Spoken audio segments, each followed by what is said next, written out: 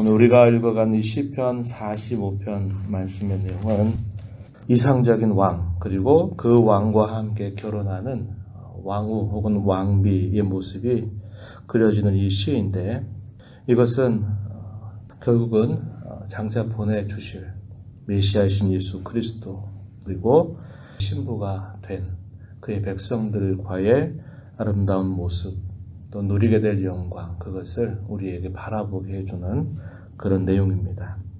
우리가 읽은 1절부터 8절 내용에서는 결혼식장에 들어서 가는 왕의 위엄과 영화가 어떠한가 하는 것을 그려주고 있고, 9절에서부터 15절 내용에서는 왕과 결혼할 왕비의 모습이 어떠한 모습인가를 그려줍니다. 그리고 그렇게 가정을 이루게 될 때 왕이 이렇게 승하는 그런 복이 계속 따라올 것을 칭송하고, 또 그 왕의 위엄과 아름다움을 칭송하는 그런 내용들로 오늘 시가 마무리되고 있는 것을 우리가 볼 수 있습니다. 이스라엘 백성들 가운데서 세움받은 왕, 그 왕 가운데 가장 이상적인 왕의 모형이라고 말한다면 아마 누구도 주저하지 않고 다윗을 꼽을 겁니다. 오늘 우리가 읽은 이 말씀 중에 3절에서도 보면은요, 이런 표현이 있죠. 용사여 칼을 허리에 차고 왕의 영화와 위엄을 입으소서. 용사여, 이 용사라고 하는 표현과 왕이라고 하는 표현이 일치되고 있죠. 우리가 이스라엘 역사를 살펴볼 때 다윗이 바로 그러한 이상적인 모습을 보여줍니다.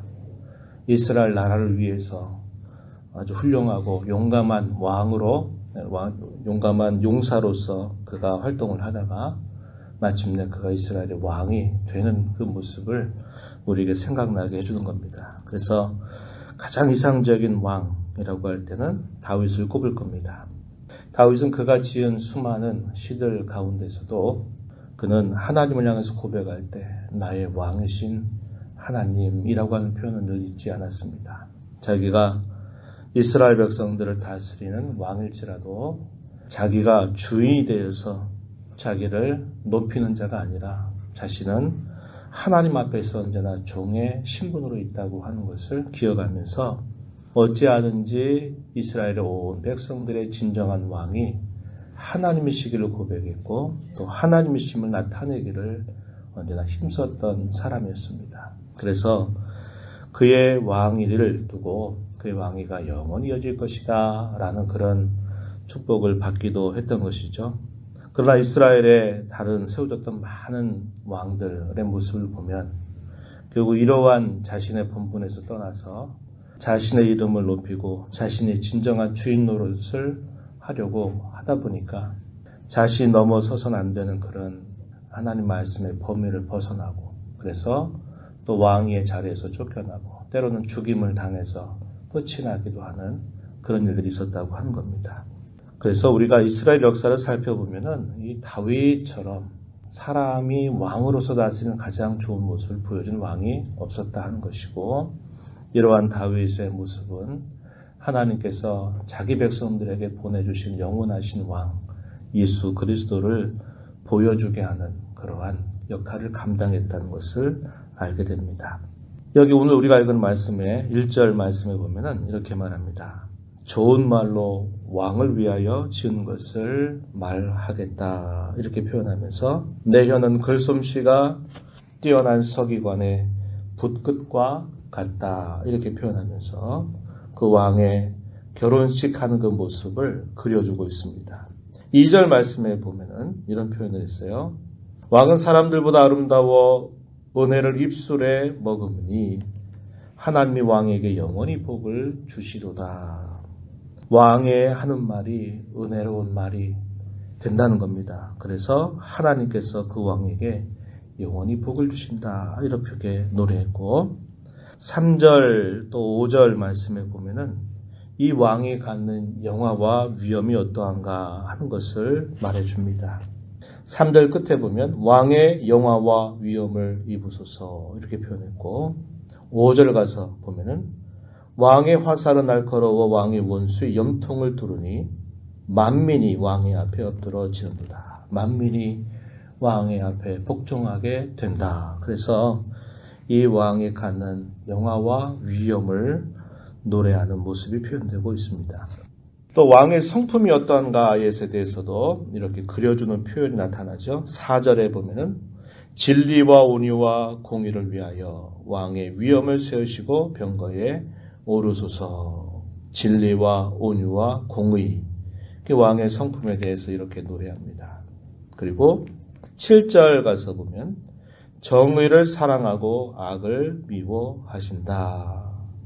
그러므로 왕의 하나님께서 왕의 동료보다도 뛰어나게 하셨습니다. 이렇게 또 노래합니다. 그의 이상적인 모습에 대해서도 역시 표현해 주는데요. 6절 보면은 이런 표현이죠. 하나님이여 주의 보좌는 영원하며 주의 나라의 규는 공평한 규입니다. 이렇게 말합니다. 여기서 주의 보좌, 주의 나라라고 하는 표현은 우리가 말하는 주님을 나타내는 말이 아니라 2인칭의 존칭입니다. 당신의 보좌는 영원하고 당신의 나라의 규, 통치, 그래서 말하는 겁니다. 통치는 공평한 규입니다. 이렇게 말합니다. 하나님의 보호자, 마치 하나님의 규, 하나님 나라의 규, 그것과 일치되고 있는 그 모습을 그려주는 겁니다. 그래서 이 왕의 이상적인 모습은 당신이 다스리는 규, 당신이 다스리는 보좌는 영원하고 공평한 규가 되기를 바란다. 이런 표현을 노래해주고 있습니다. 그리고 왕의 차림새에 대해서는 8절 가서 보면요. 왕의 모든 옷은 몰약과 침향과 육개의 향기가 있으며 상하국에서 나오는 현악은 왕을 즐겁게 하도다. 이래서 왕이 하는 말, 그가 갖는 영화와 위엄의 모습, 또 그의 성품, 그리고 이상적인 나라의 모습, 그리고 그의 차림새가 어떠한가 하는 것을 하나하나 묘사하면서 왕을 칭송하는 그런 내용들이 나타나고 있고요. 9절부터 15절에서는 결혼하게 될 왕비의 모습에 대해서 그려줍니다. 우리가 주목해야 될 부분은 좀 더 이 부분을 주목해야 되겠죠. 왜냐하면 우리 주님께서 저와 여러분을 사랑하셔서 우리를 그의 신부로 여겨주시기 때문에 그러합니다.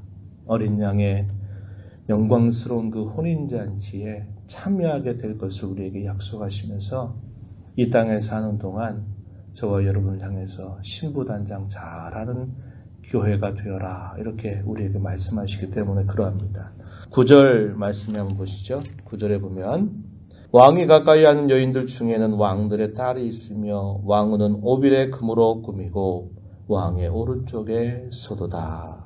딸이여 듣고 보고 귀를 기울일지어다. 내 백성과 내 아버지의 집을 잊어버릴지어다.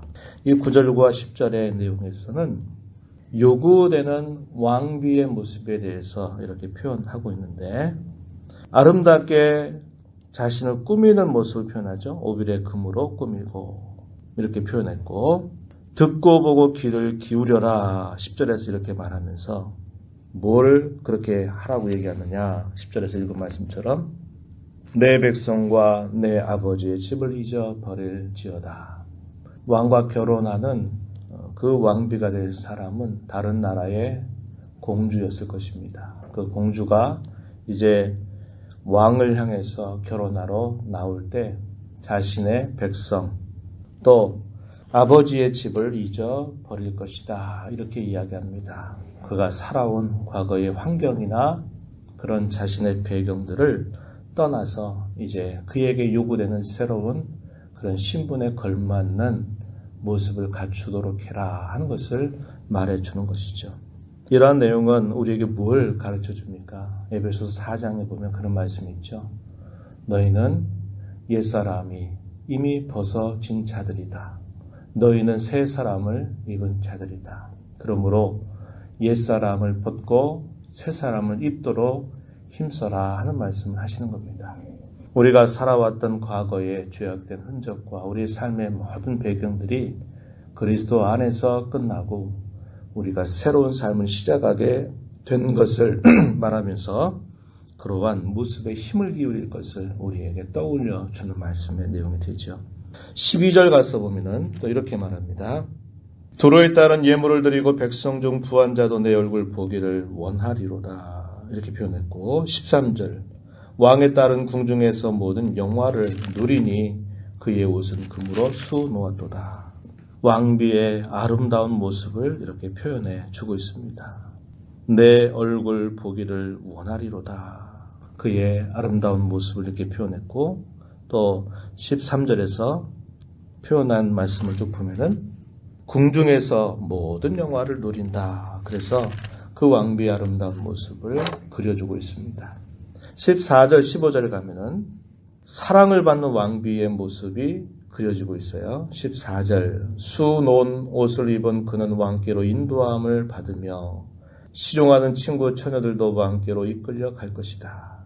그들은 기쁨과 즐거움으로 인도함을 받고 왕궁에 들어가리로다. 왕의 안내를 받고 왕께로 인도함을 받는 왕비의 모습이 이렇게 그려지고 있습니다. 왕께로 이끌려 갈 것이다. 기쁨과 즐거움으로 인도함을 받고 왕궁에 들어갈 것이다. 이 말씀이 우리에게 주는 교훈은 어린 양의 영광스러운 혼인잔치에 참여하게 될 그때를 우리에게 그려주고 있다고 하는 것입니다. 그리고 그의 그 아름다운 모습 속에 그의 왕의 아들들이 온 세계의 군왕이 되기를 축복하는 내용이 표현되죠. 16절 왕의 아들들은 왕의 조상들을 계승할 것이라. 왕이 그들로 온 세계의 군왕을 삼을 것이다. 그 왕위가 계속적으로 연결되기를 이어지기를 원하는 그런 내용이 표현되어 있습니다. 그리고 마지막 절은 그 왕을 향한 찬송, 칭송이 표현되는데 내가 왕의 이름을 만세에 기억하게 하리니 그러므로 만민이 왕을 영원히 찬송하리로다. 왕을 향한 영원한 찬송, 영원한 칭송 이것이 표현되면서 이 시가 마무리되고 있습니다. 역사적으로는 다윗의 모습을 우리가 떠올리게 하지만 그것은 궁극적으로 예수 그리스도 하나님 나라의 보내심을 받아서 그의 백성들의 왕이 된 우리 주님을 우리에게 보여주고 그 주님께로부터 인도함을 받아서 그 나라의 백성이 된 그의 자녀들 혹은 그의 교회들의 모습을 잘 그려주고 있는 시라고 하는 것입니다. 우리는 이 땅에 사는 동안 신부단장하는 시간으로 이 땅을 살아가야 합니다. 이미도 우리를 그분의 자녀로 만드시고 그분의 신부로 삼아주신 그 새로운 신분에 걸맞는 삶을 살기 위해서 우리의 옛사람의 흔적들을 날마다 그리스도 십자가에 못 박고 우리 안에 주께서 주시는 새로운 성품이 날마다 새로워지기를 소망하면서 우리는 하루하루를 살아가는 사람들입니다. 눈에 보이는 외적인 단장보다도 우리의 마음을 정결하게 하고 우리의 마음이 주께서 보실 때 아름다운 그런 심령이 되어서 우리의 모든 일들을 통해서 장차 우리를 위하여 다시 오실 영광스러운 우리의 왕 되신 신랑 되신 주님을 맞는 그 준비를 우리가 힘써서 오늘을 살아가는 사람이 되어야 됨을 우리가 배우게 되는 것이죠. 우리는 그때가 우리의 궁극적인 날인 걸 기억하고 오늘을 인내하고 참고 또 우리의 옛사람의 모습들을 날마다 십자가 앞에 내려놓고 우리 안에 늘 성령께서 인도하시는 그런 새로운 삶을 살아가기 위해서 은혜를 구하면서 우리의 마음의 생각과 우리 입술의 모든 말들 그리고 우리의 모든 행실들을 주께서 온전히 다스려 주시고 인도해 주시기를 기도하면서 또 우리에게 주어진 매일매일의 삶을 살아가야 할 것입니다. 이러한 말씀에 귀를 기울이며 우리 자신을 잘 단장하는 우리의 남은 삶, 또 이 하루의 삶이 되기를 진심으로 바랍니다. 하나님 아버지 감사합니다. 이 새벽 시간에도 눈을 뜨게 하시고 주 앞에 교회를 이루어서 하나님 앞에 찬양을 드리며 오늘도 우리의 앞서 행하시는 주의 말씀을 들으며 교훈받고 또 그렇게 이 하루를 살게 하시니 감사드립니다. 날마다 우리에게 새로운 하루를 주시는 것은 과거에 지나간 우리의 어리석음과 또 무지함과 또 죄악됨을 벗고 또 새로운 마음으로서 시작하게 하시는 날마다 주시는 기회인 줄 알게 하여 주시고 우리를 주님 안에서 변화시켜 주셔서 죄와 진토에 버려졌고 파멸밖에 당할 수 없었던 저희들을 존귀한 하나님의 자녀, 하나님 나라의 백성, 그리스도의 신부로 삼아주신 그 은혜를 감사하면서 이 땅에 사는 동안 저희들의 마음의 생각과 입술과 영실들을 통해서 신부단장 잘하는 복된 삶을 살아가도록 늘 저희들을 인도하여 주옵소서. 저희들 홀로 할 수 없기에 주께서 주의 성령을 저희들에게 보내주셔서 내주하게 하시고 말씀을 기억나게 하시고 우리의 양심을 일깨워 주실 때마다 저희들이 그 음성을 잘 듣고 순종하는 삶을 통해서 날마다 새로워지는 삶 살아가는 저희 모두가 되게 하여 주옵소서. 은혜의 보호자 변화와사 아버지 은혜를 구하며 또 이 하루를 살아가는 모든 심령들을 용납해 주시고 간구의 귀를 기울여 주시며 기도 가운데 주와 교제하는 귀한 시간이 되게 하여 주옵소서. 예수님 이름으로 간절히 기도하옵나이다.